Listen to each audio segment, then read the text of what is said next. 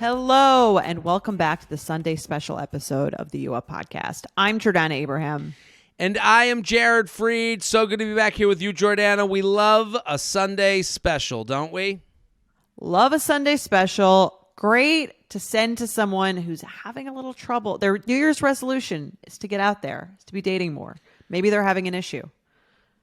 This is, Send them this episode. We consider this like the business card for this podcast. This is the business card that you can give to someone and go, you got to check out this show. It's a little bite-sized version. We got one email. We got the screenshots. I think today's email is very relatable. Also kind of gets into the, the weeds of like, just dating and I don't know. I think this is a good example for this show. I'm excited to see what you think of this email, Jordana. Agreed. I love ones where we get the actual receipts because it's just so much easier to really look into it. Before we get into that, Jared, you're still in Boca as of this recording? How is it going? I'm in Boca. I'm hanging here. It's just like everything. The conversations here. Like I don't know. Like I'm a professional comedian. I'm trained in professional improv. Talker. I'm a talker. We are professional talkers. We know how to go back and forth and deal with variables. I don't know how people who don't talk to people every day deal here. Like I was two stories. You ready? Yeah. I go to this place. I have coffee every day. I go to sit down. There's like these big tables. So these two people are sitting there. I go, hey, do you mind if I take a seat? This person looks up at me. She goes, no problem. Take a seat. So I go to sit down, and then she goes, what would you have done if we said no, that we did have a problem with you sitting? And I'm like, and I go, why am I being entered in? Like, it was just such like everything is like a little bit of a contentious contentious. And she was very nice. She goes, what would you do? She goes, I always wonder, what would you do if I said that you couldn't sit there? And I looked her in the eye and I said, I would have said no problem. And then I would have talked about you behind your back the rest of your life. That's funny.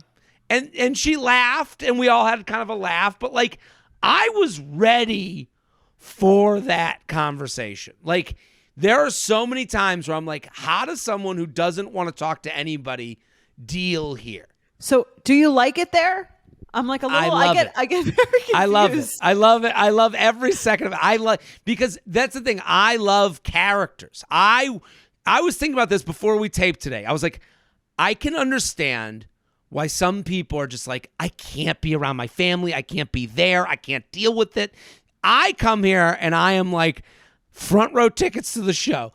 And things do happen here that I go, I'm like, I eat it a lot. Like I have a shiver go down my spine with some of the conversations probably 17 times a day.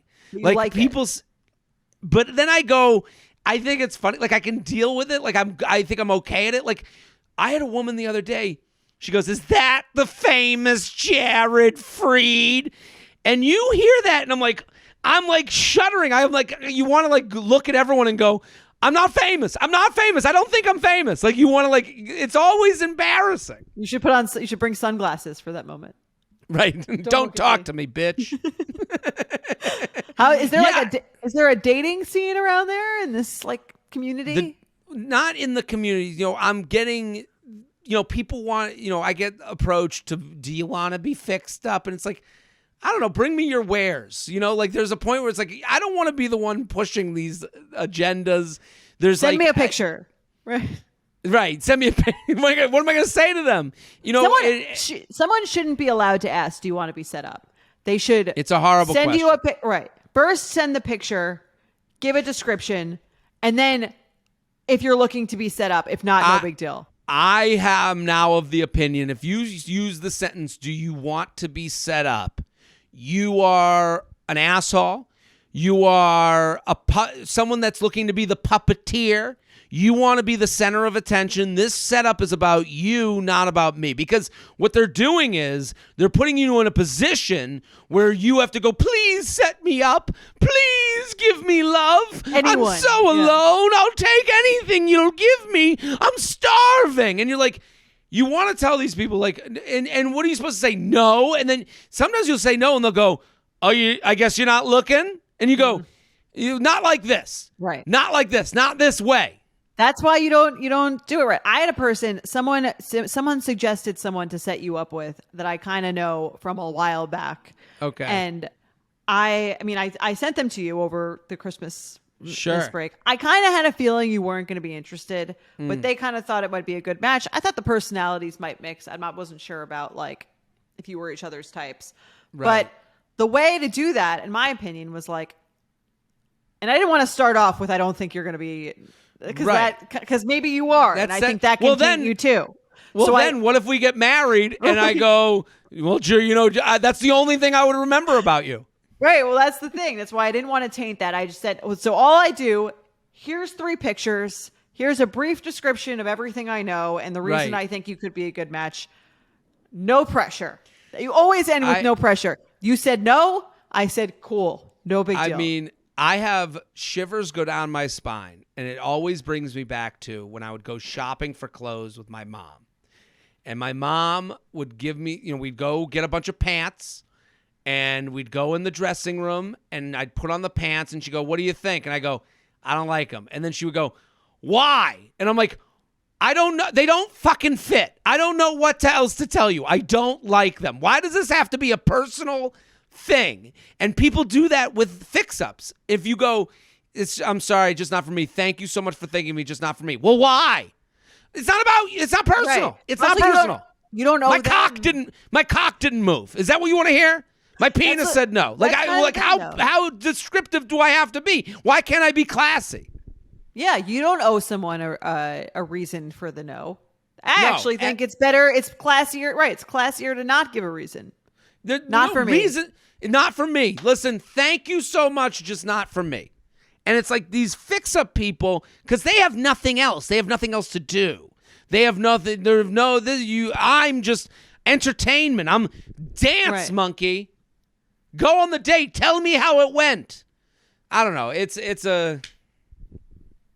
gets exhausting after a while because it's like, I will say this. Like, I am in a position, like, there are people that are like, I'll take anybody. There are those people out there. Like, there's people that are like, please set me up with someone that will be nice and go on a good date with me. Nothing wrong with that. There's nothing wrong with that. And again, those people do exist. So when I talk about this, I kind of sound like water everywhere, not a drop to drink. Like, I do sound like that, like pushing away good.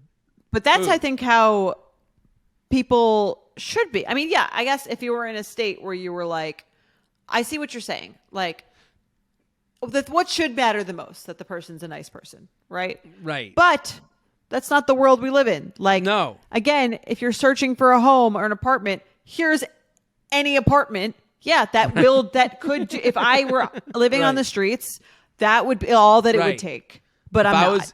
Right, exactly. This isn't, I think having taste means you're happy with your life.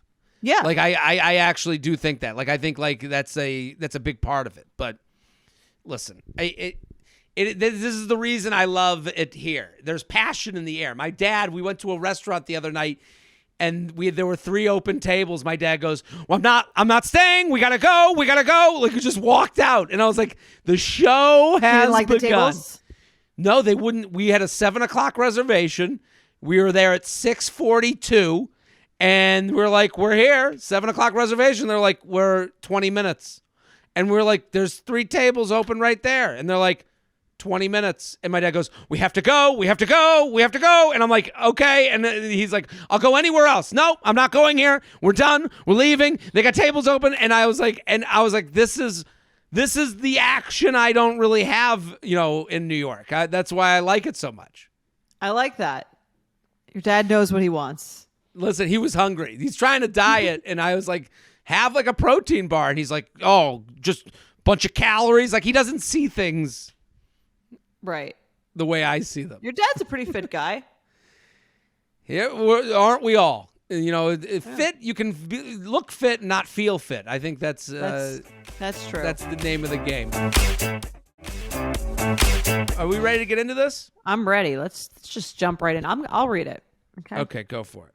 Hey, J&J. My cousin introduced me to your podcast about a year ago after I went through a breakup of 6 years and was starting to date again online. I don't know what I would have done without y'all this past year, and I shout your praise from the rooftops wherever I can. Please keep doing what you're doing. Sing it, sister. Do it. I went through something recently with a guy, and I'm curious about both of your takes on it and what I should do next, if anything. I met this guy in early spring of 2022 through my part-time job. I teach Pilates, and he started coming in for weekly private lessons after a work injury. When you see someone weekly in this type of private one-on-one setting, you naturally get to know them pretty well. It's a fairly intimate setting. We were both the same age and single. It was clear early on that there was an attraction growing. Near the beginning, he shared with me that he was being stalked by a girl he used to date. It went on for weeks, and he eventually had to go to the police and all that. I'm sorry for laughing. He asked me once during a session if this would be a red flag for him going back into dating, and I said no because it didn't feel that way to me. Very interesting, specific scenario. Right. After all that died down, he broke the ice and invited me to see Bill Burr as he got offered last-minute tickets on the night he usually sees me for Pilates. I accepted the invite, and we had such a fun night together. I was traveling for a bit after that, but when I got back, we went out a couple more times, kissing for the first time on the second date. On our third date, he even suggested that I go meet his friends and family in Dublin since I had a trip booked there in a couple months. To me, that's irrelevant, but anyway. After the date, he asked me out again for the following weekend. I texted him to ask what we should do about Pilates as I was feeling it was weird to see each other that way while also dating. See below. All right, I'll be her. You be him. Okay. Hi, you're probably sleeping by now. Pilates tomorrow. What do you want to do about that? You have one session left. Do you still want to come into the studio? This is like uncharted territory for me. Haha. I'm glad you brought it up, sweating face emoji. It was the owner's Xmas party tonight. Depending on how I feel tomorrow, we do one more and go from there. I will find it even harder to watch and be good. Blushing face emoji. Flirty. You were up late on a school night. I hope you don't have to work early today. Who schedules a Christmas party on a Monday? Insanity. People who didn't want us to get drunk. We showed them, laughing face emoji. I'm still in bed trying to get motivated to get up. LOL, maybe they thought it would be cheaper. You should keep sleeping. I'm struggling today. Just count that as my last one, but I won't make it. Okay, no worries. Early bed for you. And then she wrote, I've been up since 3:30 anyway, so early bed for me too. I was and then she continues the email to us. I was relieved that we weren't going to be seeing each other in the professional setting anymore and was looking forward to seeing what came next. He texted me every day that week leading up to our next date. The convo was cute, filled with smiley faces, pics, and felt like we were at the start of something. Saturday comes and I get this text from him. Hey, sorry I didn't get back to you. I didn't take it easy and had to work late yesterday. It was a disaster. Sorry for canceling last minute on you today, but I was thinking about it a lot, and before we go any further, it's probably better we call it a day. I like and respect you, but just given my recent history with relationships, I think I need to take a break and figure my shit out before I date properly. And it's better to do it when I'm not seeing anyone. Okay, understand. Self-awareness is so important. I hope you find the clarity you're looking for. Good luck with everything. Thanks so much, and same goes to you. Then she writes to us, obviously I was disappointed because, well, rejection sucks, but also because it felt like we had a true connection and so much in common. That doesn't happen often, especially when you get to meet IRL. But I understood knowing what happened with the last girl he dated, and I tried to end things on a good note. A couple of weeks go by, and I start to let go of it all.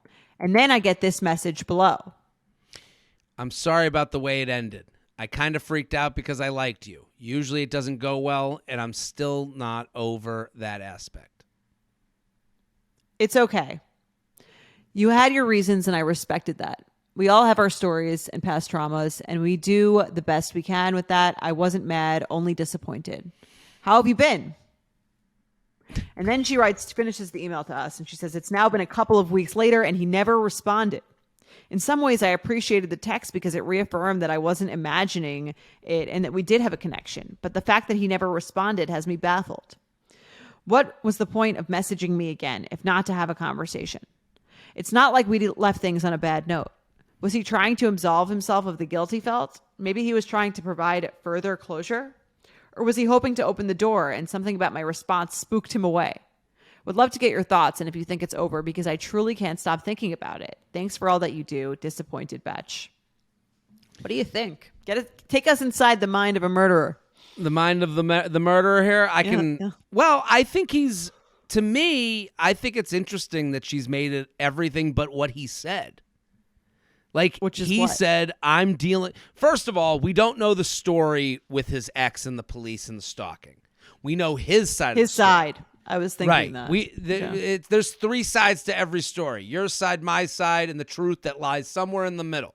We don't know where in the middle it lies, but the idea that he was he was being stalked and had to call the police, yet he needs to work on things from the last relationship. So he's got something that's going on. There's more to that story than what he's Absolutely. told you. And here's the thing. His text where he says, given my recent history with relationships, I think I need to take a break and figure my shit out before I date properly. And it's better to do it when I'm not seeing anyone. So here's what happened, in my opinion. She did a reveal. Her reveal was saying, hey, this is getting kind of serious for me.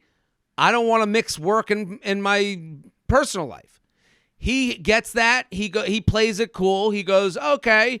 Now he knows exactly where she's at. She sees this as something that could mess with her Pilates life. She sees it as more serious. As going towards more serious, yeah. Right. She's not seeing it as marriage, but she even wrote it to us. I'm excited to see where this could go. He hears that. He takes it in. So now they're flirty texting, and he gets to this next date, and he goes, you know what? This is more serious than I want to be. Mm-hmm. And he opts out. And he opts out by saying, I'm not really sure what I'm looking for. You're a nice person. I'm feeling kind of a certain way from the last relationship still. I'm seeing that. I could understand where he gets this last relationship happens, this new person comes in his life, and he's not put to thought until she says, I'm taking this seriously. Fine. Because guys generally don't think about it seriously until they're told someone is thinking about it seriously. Okay. So then he comes back to her. I'm okay with him until that. Right. No. Well, this is, and I think, and then he texts her back because he knows she still likes him. He knows he ended it with her, so he has a certain sort of control over her, and he's texting, fishing around the waters, and then he's going, and he's doing this for his own. For himself, not for you. Himself. Not for her. It's not about giving her closure. It's not about feeling guilty. It's about, I'm lonely. Let me text the last person that would hug me. And you respond, and he goes, shit, I didn't want to go down that road. She likes me. And he doesn't respond back. That's my thought. Well, that's the part that makes him a monster. To me. To me. I think it's like so rude. Like you're going to text someone that's something that's like a nice, sweet message after you've already ended it. They've taken it fine. They didn't it's not like she hasn't been stalking you. Right. Like she left you alone after you broke up with her. She did everything right. And then you come back a few weeks later because you're feeling lonely and you make it her problem. And that's exactly what he did. You reel her in. And then you're like, oh, yeah, actually, I remember don't really like you that much. But I'm going to let you look like a loser by asking me how I've been, even though I was the one who broke up with you. I think it's like fucked up. It's fucked up. Here's what would have, I agree it's fucked up because to leave her on how have you been? Right.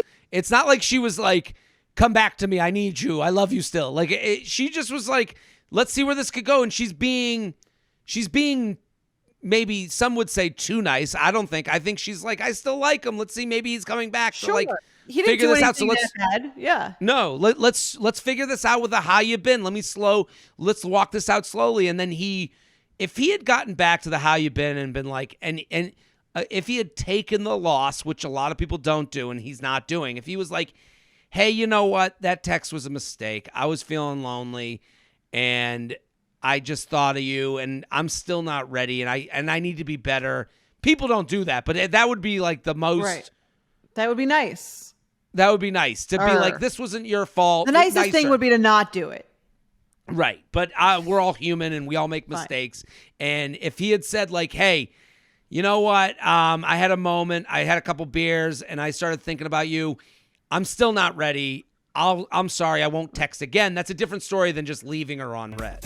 Right. The other thing is that the thing that he wrote is clearly complete bullshit. I'm sorry about the way it ended. I kind of freaked out because I liked you. Usually it doesn't go well. I'm still not over that aspect. That, like, right. We have what he said before. I'm sorry about the way it ended, so I'd rather it end by you messaging me and me just ghosting you. That's how I prefer it ends, because that's right. He's now changed the way it's ended. From that, yeah, the first ending was pretty good. The nice little tie up, whatever, like that. That would comparatively, like, that's clear. It's like, that's the annoying thing. It's like your text, in addition to being like rude and toying with someone's emotions, is also bullshit. Right, like, you are full of shit. That's annoying. Well, and it kind of tells you, like, listen, if you want to make more assumptions, maybe the stalking was provoked a little bit. I'm not, we don't know the story. We have no idea. Yeah. But like, well, if someone is, if this is what he does after a relationship, I could understand that someone it gets kind of reeled back in halfway, gets a little taste of them. And so you start to understand, like, nobody's problems are by accident. Very rarely do problems just come out of nowhere. So you go, and if he's, again, and I'm not trying to blame the victim here with the stalking thing, but I'm saying, if you're saying, I got to figure some shit out, then maybe you're playing games that are smaller to you and bigger to other people, So yeah, I mean, this is a game, and he's using very strong language. I freaked out because I really liked you. I liked you. Yeah. I liked you so much that it freaked me out. That's something guys like say.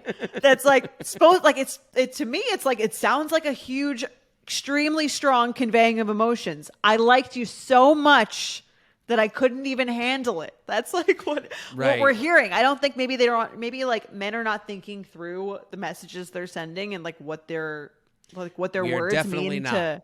Because here's the thing, she's not taking this message. She's replaying. She's still doing it. She's replaying it in her head over and over. He liked me so much that he couldn't do it. Those are the things that, like, you tell yourself and you're like, no, I'm just making an excuse for them. That's like the kind of thing your friend tells you, like, he's mean to you because he likes you. Like, he's actually saying that. Right. And then he plays off of that and then gets the response from her he wants of, and it's not even the first, I wasn't mad, just disappointed. The how have you been is what he wants. Right. So then he can now ignore it. Right. It's like, oh, how you been? Oh, who's this?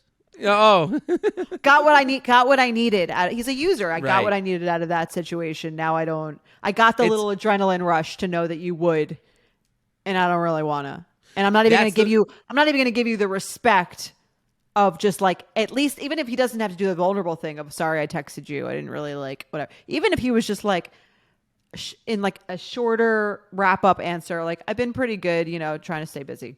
No questions asked. Fine. End the conversation. That's less rude than whatever this was. This is weird. To just disappear is weird. I would think that scenario would be weird too. Just to go, I'm good. Like, what? You just said you liked me. You liked me so much. I'm good. Chill. You can't play it cool now. I think it's so rude to not answer someone that you reached out to. I agree. You started this. I was just home, hanging out, moving on in my own way, and then you came back and were like, peekaboo. Hey, I still think about you. It's me. And you're like, what? I was fucking on my couch. I was done. I was moving away. I know. That's what really bothers me. I just find it to be like it's selfish. It's so selfish, and it's not only selfish, but it's under the guise of being caring, which makes it so much worse than just, at least if you're going to be selfish, just be blatantly selfish so everyone knows who you are. Like, this is like, I'm selfish. Tell but the townspeople. But also I was too into you. So it drove, I sabotaged this thing that was amazing. No answer. Right.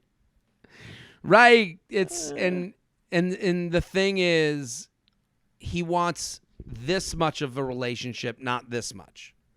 So like, and that's what's been told, goes back to minute one where, the minute she was like, I don't like this Pilates thing, is the minute he was like, let me rethink this.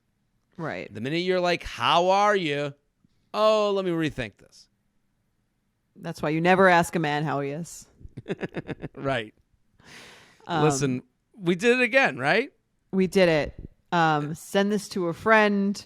This is the bite-sized, shorter episode. This is what it's all about. There's the business card, right? Send it to a friend. Let them know about this great podcast that you love listening to. Exactly. And make sure you rate, review, and subscribe anywhere you get your podcasts. And we'll see you next week. Boom. The U Up podcast is produced by Sean Kilby, Maddie Paul, and Jorge Morales Pico. Editing by Jorge Morales Pico. Social media by Maddie Paul. Be sure to follow at u.up.podcast on Instagram and send us your emails to uup@betches.com.